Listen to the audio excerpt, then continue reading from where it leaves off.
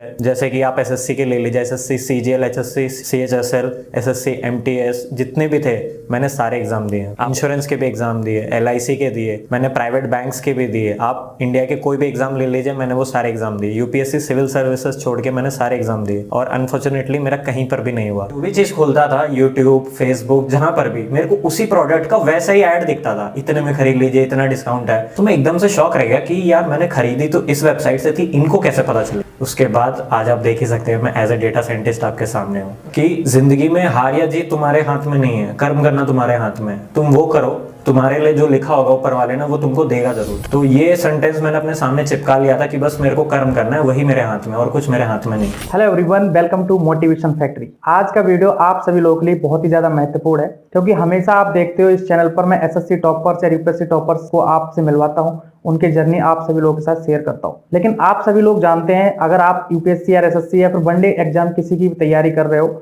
हर exam में 2 से 3% लोग ही सक्सेस होते हैं, क्योंकि वैकेंसी उतनी होती है ना। क्योंकि 1000-2000 वैकेंसी होती है, फॉर्म लाखों में भरे जाते हैं, तो सफलता तो 1000 या 2000 लोगों को मिलनी होती है। उसके बाद जो बच्चे बच जाते हैं वो क्या करते हैं अपने जीवन में, आप हमेशा देख रहे हो, आप न्यूज़पेपर्स में आप पढ़ते होगे, टीवी न्यूज पे देखते होगे, कोटा में आप जाओ, नीट या आईआईटी की तैयारी होती है, वहां पे सुसाइड जो रेट्स हैं, सुसाइड नंबर से बढ़ रहे हैं। मुखईनगर, आप करोलबाग, कहीं भी जाओ, बच्चे डिप्रेशन में बहुत परेशान हो जाते हैं, क्योंकि ऑब्वियस बात है 3 से 4 साल 5 साल तैयारी करते हैं किसी एग्जाम की, तो परेशान होना या फिर उनके पास एक सोसाइटी का प्रेशर भी होता है, तो वो सब झेल नहीं पाते। लेकिन आज की वीडियो में हम आप सभी लोगों को अमन भाई से मिलवाएंगे, जो कि हमारे साथ बैठे हुए हैं। इन्होंने बहुत सारे एग्जाम दिए, मैं अभी इनसे बात कर रहा था ऑफ कैमरा, तो इन्होंने बताया कि लगभग सारे एग्जाम दिए, लिटरली, मतलब ऐसा कोई बनने एग्जाम नहीं छोड़ा जो इन्होंने ट्राई नहीं किया। सोचा कुछ और था, करना कुछ और चाह रहे थे और कर कुछ और रहे, है ना। तो इसका मतलब क्या है कि इन्होंने कभी ऐसा नहीं सोचा कि मतलब किसी भी एग्जाम को दिल से नहीं लगाया, है ना, कि मुझे अब एसएससी ही करना है और 4 से 5 साल 6 साल उसमें डूब के बिल्कुल बर्बाद कर दिया, वैसा नहीं सोचा। इनको सिर्फ जॉब लेना था, अपना करियर सेट करना था, तो ये स्विच करते रहे। इनको लगा एसएससी नहीं हो पा रहा तो हम दूसरा कुछ देखते हैं। उसके बाद इन्होंने एक्सप्लोर किया, और अभी आप एक टर्म देख रहे होगे अगर इंटरनेट यूज करते हो, डेटा साइंटिस्ट। तो अमन भाई डेटा साइंटिस्ट है, ठीक है। तो आप सभी लोगों को आज इस वीडियो में यही हम डिस्कस करेंगे कि अगर आप वनडे एग्जाम में सक्सेस नहीं भी हो पा रहे हो तो उसमें हैरानी की, परेशानी की कोई बात नहीं है, क्योंकि इतनी वैकेंसी नहीं है, सभी लोगों को जॉब तो मिल नहीं सकती। तो आपके लिए प्लान भी, आप करियर कैसे आगे बढ़ा सकते हो, और डेटा साइंटिस्ट जो ट्रेंडिंग अभी दुनिया भर में है, उसमें आप करियर कैसे बना सकते हो, ये सब हम अमन भाई से डिस्कस करेंगे। और अमन भाई की जर्नी से बहुत कुछ जानेंगे, बहुत कुछ सीखेंगे, क्योंकि इन्होंने 5 से 6 7 साल स्ट्रगल किया वनडे एग्जाम के लिए, तो उससे आपको बहुत मोटिवेशन मिलेगा। तो इस वीडियो को स्टार्ट करते हैं। अगर चैनल पर नए हो, चैनल को सब्सक्राइब कर लेना, वीडियो पसंद है वीडियो को लाइक जरूर करना। आप सभी लोगों के कोई भी क्वेरीज होते हैं, आप मुझे डायरेक्ट इंस्टाग्राम पर मैसेज कर सकते हो, उसका लिंक आपको डिस्क्रिप्शन में मिल जाएगा। कमेंट करके भी आप पूछ सकते हो, तहे दिल से कमेंट बॉक्स में सभी छात्र आमंत्रित है। अमन भाई, बहुत बहुत स्वागत है मोटिवेशन फैक्ट्री पर, और बहुत बहुत शुभकामनाएं कि इतना स्ट्रगल करने के बाद आप हमारे सामने एक सफल उम्मीदवार की तरह, एक सक्सेस कैंडिडेट की तरह बैठे हुए हो। तो कैसे हो आप, अभी लाइफ में क्या चल रहा है? Thank you sir, and thank you audience. मुझे आपने यहाँ पे आमंत्रित किया, उसके लिए मैं सबसे पहले तो शुक्रिया अदा करता हूँ और अपने भगवान को थैंक यू बोलता हूँ। उसके बाद मैं पॉडकास्ट की शुरुआत करूँगा आपके साथ। मैं बहुत ठीक हूँ, ऊपर वाले ने मुझे बहुत ठीक रखा है, और जैसे कि आप अभी बता रहे थे हमारे ऑडियंस को, वो सारी चीज़ों के बाद अब जब मैं पीछे मुड़ के देखता हूँ तो मुझे लगता है कि ज़िंदगी में जो भी हुआ बहुत अच्छा हुआ। तो इसी मोटिवेशन के साथ मैं ये चीज़ शुरुआत करूँगा। ओके, आपकी जर्नी में हम थोड़ा डीप डाइव करेंगे, आपके एग्जाम के बारे में भी जानेंगे। लेकिन क्या होता है, वनडे एग्जाम की तैयारी एक मिडिल क्लास फैमिली के बच्चे ही करते हैं, आप सभी लोग जानते हैं, जो दर्शक देख रहे हैं सभी जानते हैं। तो आप थोड़ा अपने बचपन के बारे में हमें बताओ, बचपन आपका कैसा रहा, शुरुआती पढ़ाई लिखाई आपकी कहाँ हुई, फिर हम आपके एग्जाम वाली जर्नी पर आएंगे। तो मैं अमन वर्मा, उत्तर प्रदेश लखनऊ से हूँ। मेरा फैमिली बैकग्राउंड फौजी का है। मेरे पिताजी भारतीय नौसेना में कार्यरत हैं, तो उसकी वजह से मैं हमेशा से साउथ इंडिया में ही रहा हूँ। मेरा बॉर्न एंड ब्रॉट अप पूरा साउथ इंडिया में ही हुआ है, तो मेरी स्कूलिंग, कॉलेज, मास्टर्स, एवरीथिंग सब कुछ मेरा साउथ इंडिया में ही हुआ है। मैंने अपना 11th एंड 12th चेन्नई से किया था, और मेरा सपना था कि मैं एक डॉक्टर बनूँ, बट आज आपको पता ही चल गया है, जैसे कि इन्होंने बताया कि मैं एक डेटा साइंटिस्ट हूँ। तो इसीलिए दिल पे कभी भी बोझ मत लीजिए किसी चीज़ का। आप कुछ नहीं बने तो फिर भी ज़िंदगी में आप कुछ ना कुछ बन ही जाएंगे। ओके, आप डॉक्टर बनना चाहते थे, राइट।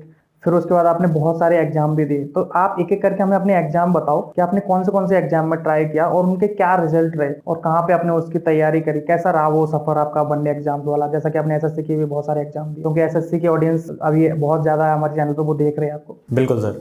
तो जैसे कि मैंने आपको बताया कि मेरा फैमिली बैकग्राउंड ही फौजी का था, तो अंदर से तो भावना हमेशा से ही रही कि मैं एक फौजी बनूं। तो जब 10th क्लास के बाद जब हम लोग डिसाइड करते हैं कि हम आगे कौन सी स्ट्रीम लेंगे, तो मैं बायोलॉजी में अच्छा था, तो इसलिए मैंने बायोलॉजी चुनी। तो मैं कंप्यूटर का दूर दूर तक कोई बड़ा फैन नहीं था, ठीक है, बस बेसिक कंप्यूटर चलाना आता था, जो कि आप सबको भी आता ही होगा। तो फिर मैंने जब बायोलॉजी ले ली तो ये तो पता नहीं था कि डॉक्टर बनने के लिए करना क्या पड़ेगा, बस ये पता था कि डॉक्टर बनना है। तो 11th-12th के बाद बहुत अच्छे मार्क्स आए मेरे बोर्ड में, 95 आए मेरे को बायोलॉजी में। तो और थोड़ा सीना चौड़ा हो गया कि चलो अब तो बनेंगे ही डॉक्टर, बट ये नहीं पता था कि ये रास्ता काफ़ी और मुश्किलों से भरा रहता है। तो मेरे टाइम पे 2011 पे AIPMT एग्जाम होता था, जो कि आज की डेट पे नीट में कन्वर्ट हो गया। तो मैंने वो एग्जाम दिया, उसके थ्रू मैं फौज में डॉक्टर बनना चाहता था AFMC में। तो मैं कुछ मार्क्स से रह गया, तो मेरे पिताजी ने मुझे सीधा ही बोल दिया कि हमारे पास इतना पैसा तो नहीं है कि हम तेरे को प्राइवेट में डॉक्टरी करा सके, तो इसलिए कोई और लाइन चुन लो। तो फिर जब मैंने अपने सीनियर से बात की तो मेरे को यही चीज पता चली कि जब फौज में ही जाना है तो ठीक है, डॉक्टर नहीं बन पाए, क्या हो गया, और भी बहुत सारी एंट्रीज हैं। उसकी वजह से फिर मेरे को इंजीनियरिंग लेनी पड़ी। अब क्योंकि दिमाग में मेरे सेट हो गया था कि हाँ मेरे को फौज में ही जाना है, तो इसलिए मैंने इंजीनियरिंग में अपना बेस्ट दिया। 9+ CGPA के साथ मैंने अपनी इंजीनियरिंग कंप्लीट की मैकेनिकल से 2015 से, और उसके बाद मैंने सारे के सारे जितने फौज के एग्जाम होते हैं वो सारे दे डाले। और उससे पहले, क्योंकि जैसे कि इन्होंने मेरे से पूछा कि मैंने कौन से एग्जाम दिए, तो जिंदगी का सबसे पहला कॉम्पिटेटिव एग्जाम था NDA, UPSC NDA, तो वो मैंने दिया। मैंने 3 अटेम्प्ट दिए, उनमें से एक अटेम्प्ट में मैं क्लियर हुआ, आखिरी SSB इंटरव्यू तक मैं पहुंचा नहीं हुआ। उसके बाद मैं कॉलेज में चला गया, फिर मैंने 4 साल इतनी जी लगा के अच्छे से पढ़ाई की, और फाइनली जब मेरे को कॉल्स आने लग गए, तो कहते हैं ना कभी कभी ना चाहते हुए घमंड आपके सर पे चढ़ जाता है, तो वही चीज मेरे साथ भी हुई। कच्ची उम्र थी और घमंड आना स्वाभाविक था, तो मुझे लगा ठीक है 9+ CGPA आ गया, जब मेरे को 9+ CGPA आ ही सकता है तो मैं फौज में तो आराम से हो जाऊंगा। तो शायद इस घमंड की वजह से ऊपर वाले ने देखा कि नहीं बेटा, जब तक घमंड रहेगा तब तक तो तुम नहीं होगे, तो उसकी वजह से फिर मैं फौज में नहीं हो पाया। मैंने कुल मिला के टोटल 17 अटेम्प्ट दिए फौज में। मैंने NDA दिए, मैंने UPSC से CDS के एग्जाम दिए, FCAT एंट्रीज दी एयरफोर्स में जाने के लिए, और उसके अलावा भी डायरेक्ट एंट्रीज बहुत सारी दी। कुल मिला के मैंने 17 अटेम्प्ट दिए। उन 17 अटेम्प्ट में से मैं 12 अटेम्प्ट में कॉन्फ्रेंस आउट हुआ, जिसको हम फाइनल डे आउट बोलते हैं, और बाकी अटेम्प्ट में मैं फर्स्ट डे आउट हो गया। बट इस जर्नी ने मुझे इतना अंदर से मजबूत बना दिया कि अब कितनी भी बड़ी मुसीबत आ जाए या कितना भी बड़ा प्रॉब्लम आ जाए लाइफ में, मैं उसको झेल सकता था। ऊपर से बैकग्राउंड भी मेरा फौज का ही था, तो आप कह लीजिए कि मेरे खून में था कि ठीक है, हार नहीं मानेंगे, काटेंगे लेकिन हार नहीं मानेंगे। उसके बाद साइड बाय साइड मेरे बाकी एग्जाम्स भी चलते रहे, जैसे कि आप SSC के ले लीजिए, SSC CGL, HSC CHSL, SSC MTS, जितने भी थे मैंने सारे एग्जाम दिए। आप बैंक के ले लीजिए, आप बैंक के नाम लीजिए, मैंने वो सारे बैंक्स के एग्जाम सेपरेट भी दिए और एज IBPS भी दिए। उसके बाद मैंने इंश्योरेंस के भी एग्जाम दिए, LIC के दिए, मैंने प्राइवेट बैंक्स के भी दिए। आप इंडिया के कोई भी एग्जाम ले लीजिए, मैंने वो सारे एग्जाम दिए। UPSC सिविल सर्विसेज छोड़ के मैंने सारे एग्जाम दिए, और अनफॉर्चुनेटली मेरा कहीं पर भी नहीं हुआ। तो यही चीज मेरे दिमाग में बसी थी कि ठीक है, कोई बात नहीं, एक चीज काम नहीं कर रही, 2 चीज काम नहीं कर रही, कभी कोई ना कोई चीज तो काम करेगी। तो यही चीज दिमाग में रखते रखते, और क्योंकि फैमिली का भी एक प्रेशर था मेरे पे, तो इसलिए फिर मैंने साथ में ट्यूशन भी पढ़ाना शुरू कर दिया। ट्यूशन मैंने 2015 से ही शुरू कर दिया था। और जब कहते हैं ना, आपके हाथ में जब आपकी पहली सैलरी या पहला पैसा आता है, तो ना चाहते हुए फिर से घमंड आ ही जाता है। आपको लगता है अब तो मैं कमाने लग गया हूँ, अब मेरे को और कुछ करने की जरूरत ही नहीं लाइफ में। तो ये चीज फिर से दूसरी बार फिर घमंड मेरे सर पे आ गया, और फिर मैंने लाइफ में कुछ उस लेवल की मेहनत नहीं करनी शुरू की जो उस जमाने में मेरे साथी संगी साथी करते थे। तो फिर 2018 में पिताजी की पोस्टिंग हुई कहीं और, हम वहां चले गए। और उसके बाद 2019 में आप सबको पता है कोविड आ गया, पूरे विश्व में जीवन थम सा गया। उसके बाद जब सोचने का थोड़ा वक्त मिला, तब समझ में आया कि यार ट्यूशन हमेशा तो नहीं रह सकता। और ट्यूशन इंडिया में ऐसा है, ट्यूशन सैचुरेटेड हो जाता है एक टाइम के आने के बाद। लोगों को लगता है कि ठीक है, इतना तो इसने कमा ही लिया, अब इसको एक्स्ट्रा फीस की क्या ही जरूरत है। तो फिर जब पिताजी ने मेरे को ये कहा कि ट्यूशन हमेशा तो साथ नहीं देगा, लाइफ में कुछ और करना भी चाहिए। तो कहते हैं ना कि कभी कभी किस्मत आपके लिए जब कुछ लिखती है तो ऐसे अननोन तरीके से आप तक पहुंचती है कि आपको भी उम्मीद नहीं होती उसकी। तो उसी टाइम मेरे को एक दोस्त मिला, आपस में बैठते थे, चाय वाय पीते थे, बात करते थे, तभी उसने मेरे को बताया कि डेटा साइंस करके एक फील्ड होती है, तुम उसमें ट्राई करो, शायद उसमें कुछ हो जाए, उसमें कंप्यूटर की उतनी आवश्यकता नहीं होती है। तो एकदम से मेरे अंदर एक कहता है ना खुशी की लहर सी दौड़ गई कि चलो एक उम्मीद की किरण मिली मेरे को। तो जब मैंने उसके बारे में यूट्यूब में पता करना शुरू किया, तो उस समय ये 2019 की बात है, उस समय यूट्यूब में उतने कंटेंट अवेलेबल नहीं थे। हाँ, रैंडम वीडियोस थे जो कि ये कहते थे कि data science next big thing is data science, but इतना कोई स्पेसिफिकली नहीं बताता था कि क्या करना चाहिए, कैसे करना चाहिए। तो मैं कंफ्यूज हो गया। और जब कहीं कहीं मैंने सुना कि नहीं पाइथन लैंग्वेज की ज़रूरत है, कंप्यूटर ये वो, तो मैं फिर से थोड़ा घबरा सा गया, क्योंकि कंप्यूटर का दूर दूर से कोई नाता नहीं था मेरे से। तो मैंने फिर छोड़ दिया। फिर 1 से 2 दिन के बाद क्या हुआ, फिर से वही चीज़ स्ट्राइक हुई एक दूसरे तरीके से। हुआ ऐसा कि कोविड के टाइम पे मैं एक चीज़ खरीद रहा था, ऑक्सीमीटर कब कहते हैं हम उसे, और मैंने वो चीज़ पूरी नहीं की, मैंने पूरी तरह से खरीदी नहीं, लेकिन उस ई कॉमर्स साइट में मेरा डेटा रह गया होगा। उसके बाद मैं जो भी चीज़ खोलता था, यूट्यूब, फेसबुक, जहाँ पर भी मेरे को उसी प्रोडक्ट का वैसा ही ऐड दिखता था, इतने में खरीद लीजिए, इतना डिस्काउंट है। तो मैं एकदम से शॉक रह गया कि यार मैंने खरीदी तो इस वेबसाइट से थी, इनको कैसे पता चली। तो ये एक जिज्ञासा की चीज़ थी। जब मैं इसको और मैंने अंदर छाना बीना तो पता चला यार यही तो डेटा साइंस है। तो सही मायने में इंटरेस्ट मेरे को उस दिन डेवलप हुआ। और फिर कहते हैं ना, जब आपके लिए कोई रास्ता बनाना चाहता है ऊपर वाला, तो वो इस तरह से बनाता है कि आप उसके बारे में सोच भी नहीं सकते। तो वही हुआ। मैं उस दिन जब यूट्यूब खोला तो मेरे को ओडिन स्कूल का एक वीडियो मिला, मैंने थोड़ा समझा कि ये क्या चीज़ है। तो आगे चल के मेरे को पता चला कि ये हैदराबाद में एक इंस्टीट्यूशन है जो आपको डेटा साइंस का कोर्स कराते हैं और आपको प्लेसमेंट में मदद करते हैं। तो वहीं फिर मैंने इनसे कॉल किया, बात की, टीचर्स से बात की। बट क्योंकि आप सब जानते हैं, हम उस एज से, उस समाज से आते हैं जहाँ ऑनलाइन कुछ भी करने में डर लगता है। या तो ऑनलाइन पेमेंट हो, पढ़ाई हो, या कुछ भी हो, फ्रॉड का डर लगा मेरे को। तो मैंने अपने दोस्तों को भेजा पता करने के लिए कि भाई देखो सही में ऐसा कुछ है भी या बस ऑन पेपर दिखाया जा रहा है। तो उन्होंने पता करके मुझे बताया, बोला नहीं पूरी तरह से सच है, सब कुछ अच्छा है, आप यहाँ पे कोर्स कर सकते हैं। तो घर वालों को मनाना सबसे बड़ी टेढ़ी खीर साबित हुई मेरे लिए, क्योंकि इतने साल से तो मैं ऑलरेडी घर वालों के पैसों पर जिंदा था, उन्हीं के पैसों पे एग्ज़ाम दे रहा था, इधर उधर जो भी मैं कर रहा था। तो लेकिन फाइनली उन्होंने मान गए। उन्होंने कहा चलो ठीक है, इतना सब जब करके देख ही लिया तो एक और चीज़ क्यों ना करके देख लो, तुम किस्मत में होगा तो मिल ही जाएगा। तो उस भरोसे के साथ जो पेरेंट्स ने मुझ पर दिखाया, वो एक मोटिवेशन फैक्टर था मेरे साथ हमेशा कि नहीं, मेरे को मेहनत करनी है अच्छे से और आगे बढ़ना है। तो उसके साथ फिर मैंने ओडिन स्कूल ज्वाइन किया, वहाँ अच्छे से चीज़ों को सीखा। शुरुआत में बहुत डर लगा मेरे को, क्योंकि कंप्यूटर, जैसे कि मैंने कहा, मेरे लिए तो बहुत बड़ा सरदर्द था। बट सीख गया मैं, क्योंकि ये चीज़ इतनी आसान है कि अगर आपके अंदर थोड़ी सी सीखने की जिज्ञासा है तो आप कर सकते हैं। उसके बाद आज आप देख ही सकते हैं, मैं एज ए डेटा साइंटिस्ट आपके सामने हूँ। मैं क्लाउड फोर्स की कंपनी में काम करता हूँ, हैदराबाद में ही हूँ, और आज सर के सामने इंटरव्यू दे रहा हूँ। ओके, ग्रेट नमन भाई। अभी आपके डेटा साइंटिस्ट के बारे में बहुत कुछ हम जानेंगे, क्योंकि हमारी ऑडियंस भी जानना चाहती है। जैसे कि मैंने शुरुआत में बोला कि हर कोई गवर्नमेंट एग्जाम में सक्सेस नहीं हो सकता, वैकेंसी अब तो और कम होती जा रही है ना। लेकिन उससे पहले और ओडिन स्कूल के बारे में मैं जानूंगा कि इसने आपकी तैयारी में कैसे हेल्प करी, वो एक क्या चीज़ है, कहाँ इसकी तैयारी होती है।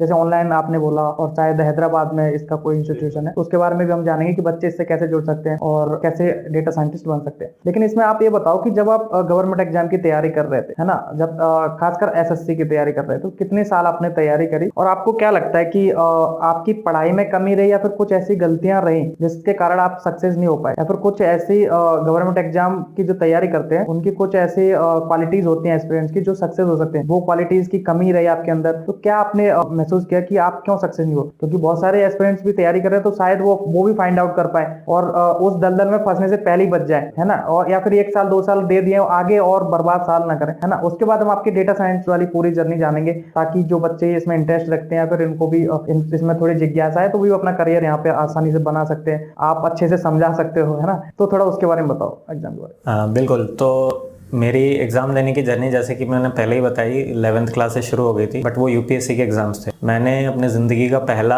एसएससी का एग्ज़ाम दिया था 2014 के एंड में, क्योंकि तब तक ऑन पेपर आप एलिजिबल हो जाते हो फॉर्म भरने के लिए। तो मैंने सबसे पहला ही फॉर्म भरा था एसएससी सीजीएल का, और ये मजाक में भर दिया था, जैसे कि आजकल हर कोई भर ही देता अपना पहला अटेम्प्ट। तो दोस्तों के साथ जा रहे थे, घूम रहे थे, तो हमने कहा चलो भर देते हैं, घूम कर आ जाएंगे। तो लेकिन जब एग्ज़ाम देकर आया तो मुझे एक चीज़ पता चली कि अगर मैंने थोड़ी और मेहनत की होती तो शायद पहले अटेम्प्ट में मेरा क्लियर हो जाता। क्योंकि मैं आपको बताना चाहता हूँ कि मेरी मैथ्स कमजोर थी, लेकिन मेरी इंग्लिश और मेरा बहुत स्ट्रांग था। तो लेकिन मैं रह गया मैथ्स की वजह से। तो ये कमजोरी तो मेरे को अपने पहले अटेम्प्ट में ही पता चल गई थी। दिक्कत ये आई इतने अटेम्प्ट्स में कि मैं कभी उस लेवल की शायद मेहनत नहीं कर पाया, या कहते हैं कभी कभी आपने उतनी लेवल की मेहनत भी की होती है, बट कभी कभी कुछ चीज़ गलत होनी होती तो हो ही जाती है, लक फैक्टर भी रहता है। बिल्कुल। तो मैं इसके माध्यम से यही लोगों को कहूंगा कि मैंने इस जर्नी में ये चीज़ सीखी कि मेरे को भगवान ने इतना दिया कि मैं आज बन गया उस गैप के बावजूद। जितने हमें मैक्सिमम लोग जो देख रहे होंगे, शायद उनके लाइफ में गैप्स आगे होंगे एग्जाम्स की वजह से, कि आपने 3 साल तैयारी की, 4 साल तैयारी की, अब क्या। अब जब आप पीछे मुड़ के देखते हैं तो आप उसको जस्टिफाई नहीं कर सकते। तो मैं उन लोगों को यही चीज़ कहना चाहूँगा कि देखिए, सबसे पहले तो आपने कोई क्राइम नहीं किया है किसी एग्जाम की तैयारी करके। आप ऑनेस्टली किसी चीज़ की तैयारी कर रहे थे, वो आपके किस्मत में था नहीं था वो दूसरी बात है। तो आपको ये चीज़ छुपाने की जरूरत नहीं है। पहली चीज़, जब आप खुद से ऑनेस्ट हो जाएंगे, ईमानदार हो जाएंगे, तो आपके अंदर खुद एक भरोसा पैदा होगा, और यही भरोसा आपको आगे चल के काम आएगा दूसरी चीजों में। ठीक है, लेट से आपको एसएससी में कामयाबी नहीं मिल रही, बट आपने एसएससी के एग्जाम देके जो आपने सीखा, जो आपने सॉफ्ट स्किल्स तैयार की अपने अंदर, लाइक कॉन्फिडेंस, ठीक है, नहीं हार मानने का एटीट्यूड, ये सारी चीज ये आपको लाइफ में आगे काम आएंगी। तो आप ये मत सोचिए कि आप पूरी तरह से फेलियर हैं, आपने कुछ ना कुछ हमेशा गेन किया होगा।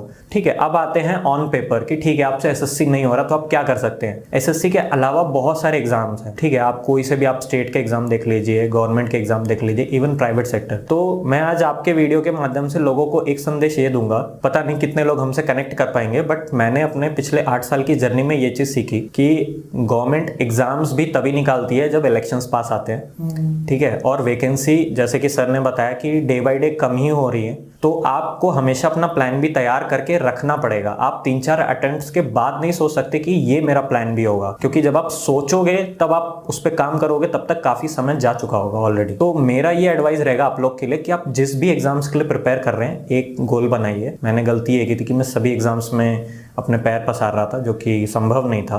तो आप कोई एक एग्जाम को टारगेट लीजिए, या तो यूपीएससी, एसएससी, या जो भी आपके हिसाब से आपको सही लग रहा है, और सिर्फ 3 अटेम्प्ट्स दीजिए। ठीक है, मैं आपको यहाँ पे एक चीज बताना चाहता हूँ कि फौज में क्या होता है, आपका प्रमोशन अगर होगा तो 3 अटेम्प्ट्स में होगा। अगर आपका 3 अटेम्प्ट में प्रमोशन हो गया तो ठीक है, नहीं तो फिर आप उसी लेवल पे रहते हो। ठीक है, सेम चीज किसी भी इंटरव्यू में भी होती है, आपको 3 अटेम्प्ट्स मिलते हैं। अगर आपने अपने आप को साबित कर दिया तो ठीक है, नहीं तो नहीं। तो मैं ये कहूंगा हमारे जो यंगस्टर्स हमें देख रहे हैं कि आप अपनी जवानी बर्बाद मत कीजिए। सरकार ने आपको भले ही 7 से 8 अटेम्प्ट दे दिए, इसका ये मतलब नहीं कि आखिरी सांस तक आप लगे रहेंगे। वो फौज में ये कहावत बहुत अच्छी साबित होती है, लेकिन आप उसको जिंदगी में नहीं उतार सकते, प्रैक्टिकली पॉसिबल नहीं है। ठीक है, तो आप सिर्फ 3 अटेम्प्ट दीजिए, पूरी जान लगा के, पूरी मेहनत करके दीजिए। हो गया तो बहुत अच्छी बात है, नहीं हुआ तो भी आप फेलियर्स नहीं है। आपने जो चीज उससे सीखी वो आप प्राइवेट सेक्टर में लगा सकते हैं। और मैं प्राइवेट सेक्टर का नाम यहाँ पे इसलिए ले रहा हूँ क्योंकि आज की डेट में आप लोग भी न्यूज देखते होंगे, क्योंकि आप एसएससी के एग्जाम दे रहे तो ऑब्वियसली आप जीके की तैयारी तो कर ही रहे होंगे। और आपने देखा होगा आज की डेट पे सिर्फ इंडिया एकलौता ऐसा देश है जिसकी जीडीपी प्लस में चल रही है और बाकी सब नेगेटिव्स में जा रहे हैं। तो इसका एकमात्र कारण क्या है? प्राइवेट सेक्टर में नौकरियां बढ़ रही हैं तभी तो पॉजिटिव में जा रहे हैं, नहीं तो सरकारी सेक्टर तो वैसे ही है। तो आप आइए, यहाँ पे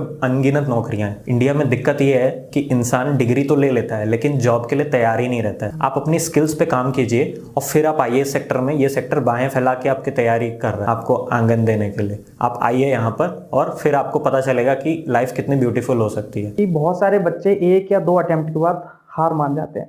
ठीक है, आपने इस क्वेश्चन में भी मोटिवेट किया, बहुत सारी चीज़ें बताई, लेकिन फिर डिटेल में थोड़ा और उनको मोटिवेट करो कि आपके अंदर ऐसी क्या पावर थी और वो पॉजिटिविटी कहाँ से आपके अंदर आ रही थी कि आप लगातार एग्जाम में फेल होते जा रहे हैं लेकिन फिर भी पॉजिटिव थे। और आपके ऊपर भी सोसाइटी का प्रेशर होगा, सबके ऊपर होता है, आप भी मिडिल क्लास फैमिली से बिलोंग करते हो। ठीक है, लेकिन फिर भी आप पॉजिटिव बने रहे और अपने दूसरे करियर को भी देखते रहे। जैसा कि आपने डेटा साइंटिस्ट का आपने देखा, दोस्तों से सुना कैसे करना, उसमें भी आपने इंटरेस्ट देखा और आगे बढ़े आप। लेकिन बच्चे 1-2 अटेम्प्ट के बाद हार मान जाते हैं। और जो सुसाइड वाला पॉइंट है, बहुत सीरियस नोट पे मैं बोल रहा हूँ कि आप भी लगातार देख रहे हो कि सुसाइड रेट बहुत ज्यादा बढ़ रहा है ना। बच्चे कहीं ना कहीं इस प्रेशर में आके या फिर अंदर से मान लेते हैं, टूट जाते हैं कि अब शायद मेरा लाइफ में कुछ नहीं हो सकता। जब लाइफ में कुछ नहीं हो सकता ये पॉइंट दिमाग में आ जाता है तभी कोई सुसाइड कर सकता है ना। तो वो आपके मन में भी ऐसा कभी आया कि यार मैं सफल नहीं हो पा रहा, इतना समय मुझे हो गया, कभी आप भी टूटे कि यार अब मुझे छोड़ देनी चाहिए तैयारी या फिर कुछ, मतलब कैसा रहा? मैं ये सवाल क्लियरली नहीं पूछ पा रहा हूँ, लेकिन आपने जिया है 8 साल, आपने झेला है, तो आप उसको थोड़ा एक्सप्लेन करो और बच्चों को मोटिवेट करो। बिल्कुल, देखिए ऊंच नीच हर किसी के जीवन में आती है, मेरे जीवन में भी आई। ठीक है, जैसे कि सर ने मेरे से पूछा कि मैंने अपने आप को मोटिवेट कैसे रखा, तो सिर्फ एक सेंटेंस मैं आपको कहूंगा, वो सेंटेंस आप भी सुनिए, लिखिए और अपने सामने चिपका के रख लीजिए। देखिए, आपको ये जो भगवान ने जीवन दिया ना, बहुत अनमोल है। ये इतना सस्ता नहीं कि आप कहीं फेल हो गए तो आपने अपनी जान दे दी। आपको आपके माँ बाप ने इतना बड़ा किया है, इस लायक बनाया है, इसलिए नहीं कि आप अपनी जान दे दें। ठीक है, आपकी कुछ ना कुछ क्वालिटीज होंगी, आप उनको पहचानिए, आगे बढ़िए। मैंने सर क्या किया था इस जर्नी में, 2015 की बात है सर। उसी टाइम थोड़ा मेरा रुझान हुआ था थोड़ा स्पिरिचुअल चीज़ों की तरफ, तो मैंने भगवत गीता पढ़नी शुरू की थी। उसमें भगवान अर्जुन को यही कहते हैं, अर्जुन जैसा वॉरियर जिसने जिंदगी में हमेशा अपने लक्ष्य पे ध्यान दिया है, वो भी आके उस भूमि में परेशान हो गया। ठीक है, टेंशन में आ गया कि मैं कैसे इनका वध करूंगा, ये तो मेरे अपने हैं। तो उनको भी भगवान ने वही चीज समझाई और वो हमारे ऊपर भी एप्लीकेबल होती है कि जिंदगी में हार या जीत तुम्हारे हाथ में नहीं है, कर्म करना तुम्हारे हाथ में है। तुम वो करो, तुम्हारे लिए जो लिखा होगा ऊपर वाले ने वो तुमको देगा जरूर। थोड़ी देर में भले ही सही, उसको देर लग जाए लेकिन देगा जरूर। तो तुम बस उस वक्त के लिए इंतजार करो। अगर तुम उस वक्त के लिए इंतजार भी नहीं कर सकते तो तुम्हारा क्या फायदा इतनी तैयारी करने का। तो ये सेंटेंस मैंने अपने सामने चिपका लिया था कि बस मेरे को कर्म करना है, वही मेरे हाथ में, और कुछ मेरे हाथ में नहीं। और अगर आप अभी तक पास नहीं हुए तो मैं आपको इसका एक दूसरा साइड दिखाना चाहता हूँ। आप देखिए, कुछ लोग इतने लकी होते हैं कि 21 साल में उन्होंने अपने कॉलेज खत्म किया और 21 साल में उनकी नौकरी लग जाती है, वो घर से दूर हो जाते हैं। आप अभी तक नहीं हुए, आप घर में ही हैं, तो कम से कम ये तो आपकी एक अचीवमेंट है ना कि आपने वो समय अपने घर वालों के साथ बिताया। आप इसको इस तरह से देखिए ना, बहुत कम समय होता है जब आदमी घर पे वक्त बिता पाता है। ठीक है, एक टाइम आएगा लाइफ में जब आपको लगेगा कि आपने जिंदगी में बहुत कुछ कमा लिया, लेकिन आपने अपने घर वालों को टाइम नहीं दिया। तो ये सारी चीजों को मैंने अपने दिमाग में बसा के रखा हुआ था, यही मेरे लिए एक मोटिवेशन का काम भी किया। और ऊपर से जैसे कि मैंने बताया कि फौजी बैकग्राउंड तो था ही मेरे में, तो फौजी तो आखिरी सांस तक लड़ते हैं, वो भी एक एटीट्यूड था मेरे अंदर। तो यही चीज मैं इस वीडियो के माध्यम से लोगों तक पहुंचाऊंगा कि आप फेलियर नहीं है, अपने आप को फेलियर बोलना बंद कीजिए। ठीक है, आपसे नहीं हुआ कोई बात नहीं, कईयों से नहीं होता है। आपको जब भी ये लगे कि ऊपर वाले को देख के आपको परेशानी हो रही है, आप अपने से नीचे वालों को देखिए। आपके पास परिवार है, आपके पास खाने के लिए खाना है, आपके पास पानी है। इंडिया में बहुत है, पूरे वर्ल्ड में बहुत है जिनके पास वो भी नहीं है। आप देखिए बाहर क्या हो रहा है, युद्ध हो रहा है, लोग मारे जा रहे हैं बिना किसी वजह के। आप यहाँ कम से कम खुली हवा में सांस तो ले सकते हैं, आपके पास बहुत कुछ है, आप बस शुक्रगुजार रहिए। इस पॉजिटिविटी के साथ जब आप आगे बढ़ेंगे तो आप सफल भी होंगे। आप भरोसा रखिए अपने आप पे, भरोसा बहुत बड़ी कुंजी होती है। आप भरोसा शुरुआत में हार गए तो फिर आपके लड़ने का फायदा ही क्या है, आप क्यों ही उतरे थे इसमें। इस अच्छा आपको घर पे अपने कंफर्ट जोन पे बैठ जाना चाहिए था। ओके, कईयों से नहीं हुआ लेकिन आपसे हुआ है ना, और बहुत अच्छा हुआ। तो ये कैसे हुआ, आप डेटा साइंटिस्ट कैसे बने, अब इस पर आ जाते हैं। ये शुरुआत कैसे हुई और शुरुआती स्टेप्स कैसे लिए आपने, और कैसे इसकी शुरुआत करनी चाहिए अगर बहुत जो बच्चे बनना चाहते हैं डेटा साइंटिस्ट, कैसे इसकी शुरुआत करनी चाहिए, क्या रोड मैप इसका होना चाहिए। और आपने एक चीज बोली थी अभी, ओडिन स्कूल के बारे में कुछ बोला था, उसके बारे में भी बताओ हमें कि वो क्या चीज है, कैसा इंस्टीट्यूट है, वहाँ कैसे आप रहे, वहाँ का सारा कुछ कैरिकुलम कैसा रहा आपका, क्या क्या करवाया उन्होंने, कितनी मदद रही उसकी आपकी। तो ये बात है सर 2019 की एंड की बात है ये। तो मैं ढूंढ रहा था चीज़ों को, तो मेरे को ऐसे ही जैसे कि मैंने आपको पहले ही बताया कि ई कॉमर्स के थ्रू फिर धीरे धीरे मेरा रुझान बढ़ा इस तरफ। तो मुझे पता चला कि हाँ डेटा साइंस करके एक फील्ड होती है जब, लेकिन मैंने यूट्यूब में जब ढूंढा तो चीज़ें बहुत स्कैटर्ड मिली, मेरे को एक जगह कोई चीज़ मिली नहीं। और उस समय इंडिया पे जस्ट ये इंडस्ट्री बूम पे थी, उतना उसके बारे में लोगों को आइडिया नहीं था, मेरे को भी नहीं था। फिर मेरे को ओडिन स्कूल का एक वीडियो मिला, जब मैंने पता किया कि ओडिन स्कूल क्या है, क्योंकि जैसे वर्ड के आगे स्कूल लगा हुआ है तो मुझे लगा शायद ये कोई स्कूल होगा, हमको जाके शायद ज्वाइन करना होगा। तो वैसी चीज़ें मेरे दिमाग में भी आई थी। तो फिर मैंने उनके नंबर लिए, उनसे कॉल किया, तो मुझे पता चला कि हैदराबाद में ये एक एजुकेशनल इंस्टीट्यूट है। ये आपको प्रॉपर ट्रेनिंग प्रोवाइड करते हैं, जैसे कि इंडस्ट्री में उस समय जो भी स्किल्स चल रही होती हैं उसी के हिसाब से आपको कोर्स प्रोवाइड करते हैं। मेरे टाइम पे कुछ और स्किल्स थी, आज की डेट पे कुछ और है, तो अभी जो स्टूडेंट ज्वाइन करेंगे उनके लिए कुछ और हो सकता है। तो मैंने जब उनसे कॉल किया तो मुझे पता चला कि कुछ बेसिक स्किल्स हैं जो मेरे को सीखनी पड़ेंगी एक अच्छा डेटा साइंटिस्ट बनने के लिए। उनमें से मैं कुछ स्किल्स का यहाँ पे नाम लेना चाहूँगा। एक्सेल हो गया, माइक्रोसॉफ्ट एक्सेल, जो कि आजकल हर स्कूल के बच्चे को आता है चलाना। ठीक है, ये सबसे बेसिक है। इसके बाद डेटाबेस की एसक्यूएल लैंग्वेज होगी, पाइथन सबसे ईजिएस्ट लैंग्वेज है, वो आप सीख लीजिए। और कोई भी एक पावर बीआई या तो टैबलू में से एक विजुअलाइजेशन टूल सीख लीजिए। ये मेरे करिकुलम में उस समय था। तो मैंने जब यहाँ पे एडमिशन लिया तो फिर भी मेरे अंदर एक डर था कि मैं कैसे करूँगा। जैसे कि मैंने आपको पहले ही बताया कि मेरे को कंप्यूटर से डर लगता था, कंप्यूटर चलाना आता था बट कोडिंग अगर कोई ऐसा बोल दे ये करो वो करो तो मेरे से नहीं होता था, हाथ कांपते थे। तो शुरुआत ही मेरी यहाँ पाइथन से हुई। ठीक है, तो फिर से एकदम डर आ गया कि मैं कैसे करूँगा। ठीक है, यहाँ लाइव क्लासेस होती हैं सर, सैटरडे संडेज में आपकी क्लास होती है। सैटरडे संडेज इसलिए रखा गया है कि कई लोग जो कामकाज वाले लोग हैं और इस फील्ड में आना चाहते हैं उनके लिए भी ये फायदेमंद रहे। तो इसीलिए सैटरडे संडे आप अपने घर पे बैठ के इसको कर सकते हैं, आपको हैदराबाद आने की जरूरत नहीं है। आप जूम मीटिंग के थ्रू होती है। ठीक है, दिन के 6 घंटे होंगे, आपको ब्रेक भी मिलेगा बीच में, आप पढ़िए। आपको कुछ भी डाउट होता है, डाउट सेशंस भी होते हैं, टीचर्स अवेलेबल रहते हैं 1 घंटे के लिए क्लासेस के बाद। आपको उसके बाद डाउट आ रहा है 1 घंटे के बाद तो फोरम्स अवेलेबल हैं, आप वहाँ पे अपने डाउट डालिए। जो भी पहला टीचर उसको देखेगा वो एड्रेस करेगा। उसके बावजूद आपको ऐसा कुछ लगता है कि नहीं अभी भी आपका डाउट पूरी तरह से क्लियर नहीं हुआ है, तो नंबर्स हैं टीचर्स के, आप उनको फोन कर सकते हैं, आपके डाउट क्लियर हो जाएंगे। तो इसी भरोसे के साथ मैं भी आगे बढ़ा। तो शुरुआत का 1 महीना मेरे लिए थोड़ा टफ रहा सर, क्योंकि मैंने पाइथन सीख रहा था मैं उसमें, तो सीखने में मुझे वक्त लगा। एक बार जब मैं सीख गया तो फिर चीजें एकदम कहते हैं ना मक्खन की तरह होगी नहीं कि ठीक है आगे आने वाली टूल्स काफी इजी, बस आपको प्रैक्टिस करते रहनी चाहिए। तो एक चीज जो मेरे में और बाकियों में जो अंतर पैदा कर रही थी वो यही थी कि प्रैक्टिस मैंने ज्यादा की थी, इसलिए मेरी जल्दी प्लेसमेंट हो गई थी, बाकी को थोड़ी टाइम लगी थी, ऐसे दिक्कत ये बात थी मेरी। तो सर 6 महीने तक का कोर्स था मेरा, तो मेरा जून 2022 में ख़त्म हो गया था कोर्स, और कंपनियों का प्लेसमेंट मेरे लिए 5वें महीने से शुरू हो गया था। यानी कि आप कह लीजिए जून से 1 महीना पहले से कंपनी आना शुरू हो गई थी। मेरा रेज्यूमे इन्होंने बनवाया, हेल्प करवाई, इन्होंने प्रोजेक्ट्स बनवाए, और क्योंकि अभी मैंने प्रोजेक्ट्स के बारे में बोला ही है तो सर मैं थोड़ा प्रोजेक्ट के बारे में खुल के बताता हूँ, क्योंकि ये बहुत इंपॉर्टेंट है सर यहाँ पे हमारे व्यूवर्स को जानना। जो प्रोजेक्ट होता है सर वही आपका डिसाइडिंग फैक्टर होता है कि आपको नौकरी मिलेगी या नहीं मिलेगी, या अगर मिलेगी भी तो कितनी अच्छी मिलेगी या कितनी नॉर्मल मिलेगी। तो सर शुरुआत में मेरे साथ दिक्कत क्या हुई कि मेरे प्रोजेक्ट मैंने बनाए तो, लेकिन वो मेरे स्किल के साथ मैच नहीं करते थे। मैं आपको एक एग्जांपल देता हूँ। मैंने जब स्किल्स लिखी तो मैंने सबसे ऊपर लिखा पाइथन, जो कि कोडिंग की एक स्किल होती है, लेकिन जो मैंने प्रोजेक्ट लिखा वो था पावर बीआई से रिलेटेड, जो कि विजुअलाइजेशन टूल है। तो पावर बीआई मैंने लिखा था सबसे आखिरी में स्किल के हिसाब से, लेकिन प्रोजेक्ट डाला था यहाँ मैंने पावर बीआई का। तो जहां भी मेरा रेज्यूमे गया होगा उन्होंने यही देखा होगा कि तो इसके तो रेज्यूमे में ही मिसमैच है, तो ये बंदा जिंदगी में क्या करेगा। तो मेरे को कॉल ही बहुत कम आते थे, आते भी थे तो वो सीधा पाइथन पूछते थे, क्योंकि वो मैंने सबसे ऊपर लिखा हुआ था। तो जो भी हमें देख रहे हैं मैं उनको यही कहना चाहूंगा, जब आप अगर इस फील्ड में आए, रेज्यूमे बनाएं,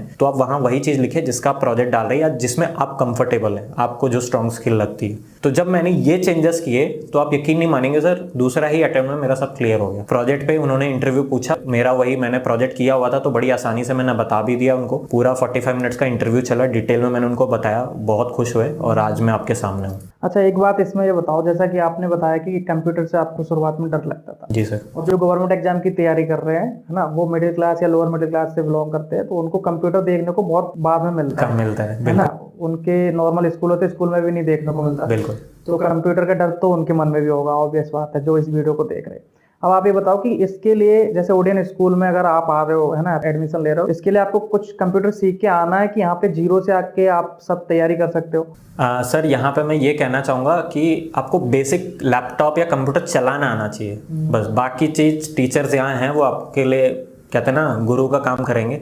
आपको स्क्रैच से सिखाया जाएगा कि क्या चीज़ इंस्टॉल करनी है, कैसे चलानी है, हर चीज़। तो आपको बेसिक लैपटॉप चलाना आना चाहिए, उतना का सफिशिएंट है। वो आप शायद अपने आसपास के किसी साइबर कैफे में जाके भी डेली का 1 घंटा देंगे तो आप सीख सकते हैं। नहीं, इतना तो आता है, क्योंकि मॉक टेस्ट वगैरह अगर आजकल दे रहे हैं ऑनलाइन, और एग्जाम भी ऑनलाइन हो रहा है, तो ये तो अपने डाउट क्लियर कर दिए। तो मन में मेरे शुरुआत में आ गया था कि कंप्यूटर वाला सीन होगा तो फिर वो बच्चे तो वैसे ही परेशान हो गए। अब अच्छा ये बताओ, इसमें फ्यूचर क्या है? मतलब ऐसा तो नहीं होगा कि जो गवर्नमेंट एग्जाम हो रहा है वैसे ही अब डेटा साइंटिस्ट में हो जाए, क्योंकि सब बच्चे इधर ही आ जाएंगे, यहाँ भी वही हो जाएगा। तो अभी इसमें क्या आपको फ्यूचर दिख रहा है और कैसी प्लेसमेंट्स हैं इसमें, कैसा क्या है सर? जी सर, तो जैसे कि सर ने मेरे से अभी पूछा तो इस बारे में मैं और बताना चाहूँगा कि ये जो फील्ड है ये इंडिया में अभी आई है और फॉरेन में ऑलरेडी आ चुकी है, और ये कभी नीचे नहीं जाएगी, ये ऊपर ही जाने वाली है सर। आगे आने वाले और 50 साल तक ये ऊपर ही जाएगी, नीचे तो इसके जाने का कोई स्कोप ही नहीं है। इसमें सिर्फ इम्प्रूवमेंट की गुंजाइश है। मैं एग्जाम्पल के तौर पे आपको समझाना चाहता हूँ। एक ज़माना था जब आप अपने स्मार्टफोन में चलाते थे, गूगल खोलते थे तो आपको उसमें टाइप करना पड़ता था। आज की डेट में आप बस वॉइस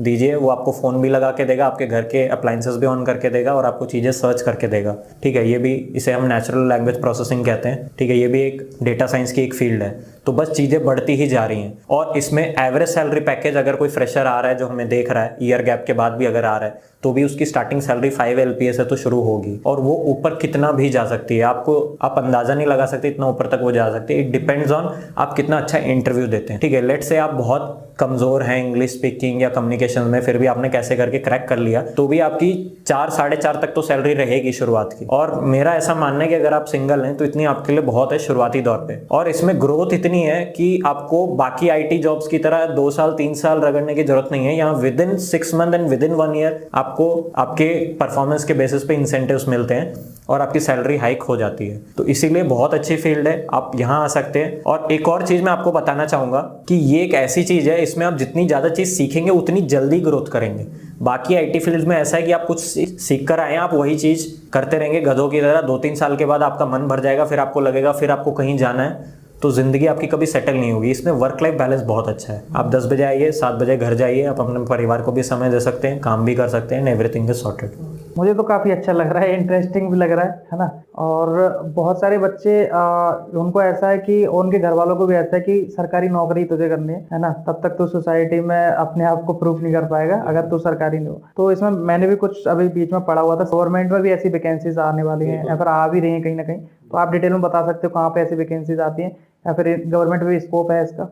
जी सर, स्कोप सर बहुत है, क्योंकि प्राइवेट सेक्टर तो किसी भी देश की कहते हैं ना बुनियादी वो होती है कि वो कुछ टेक्नोलॉजी लाते हैं फिर सरकार उनको इम्प्लीमेंट करती है। तो प्राइवेट में पूरी तरीके से आ चुका है, और सरकार में भी कुछ संस्थान है जैसे कि सीडैक हो गया, ठीक है। सीडैक वो संस्थान है जो सरकार की आईटी इंडस्ट्रीज को संभालती है, सरकार का जो आईटी डिपार्टमेंट होता है। अब आप देखते होंगे कहीं पर भी वर्ल्ड में कुछ होता है तो प्राइम मिनिस्टर ऑफिस से या कहीं से भी एक ट्वीट होता है, तो आपको क्या लगता है प्राइम मिनिस्टर पीछे बैठ के ट्वीट कर रहा है, उनके पास इतना समय नहीं है। तो ये चीजें ये डिपार्टमेंट हैंडल करता है। तो इसमें भी आर्टिफिशियल इंटेलिजेंस आ गई है, डेटा साइंस आ गई है। आप ये देखते होंगे अभी कुछ ही दिन पहले चंद्रयान 3 लॉन्च हुआ, तो इसको पूरा कंट्रोल किसने किया? ये डेटा साइंस है। हम डेटा निकालते हैं कि पिछली बार ये गलती हुई थी, इस बार ये नहीं होगी। तो इसरो में कई जॉब्स है, इसरो, डीआरडीओ, आप जितनी गवर्नमेंट की संस्थान ले लें सब धीरे धीरे क्लाउड की तरफ कन्वर्ट हो रही है। क्लाउड कुछ नहीं है, एक तरह का आपका डेटा साइंस ही है। तो आपको सरकारी जॉब भी मिलेगी। अगर आपको ऐसा लगता है कि नहीं यही एकमात्र आपका लक्ष्य है, सरकार ही आपको जाना है, तो आप ये स्किल सीख के आप सरकारी की तरफ भी प्रस्थान कर सकते हैं। और मैं इस वीडियो के माध्यम से सर ये बताना चाहूंगा कि लोगों को बहुत कम नॉलेज है कि सरकार में भी ये वैकेंसीज हैं, तो उस तरफ कंपटीशन कम है। तो अगर आपको ऐसा लगता है कि कम कंपटीशन की तरफ आपको जाना है तो आप वहां जा सकते हैं, मगर मेरा ऐसा मानना है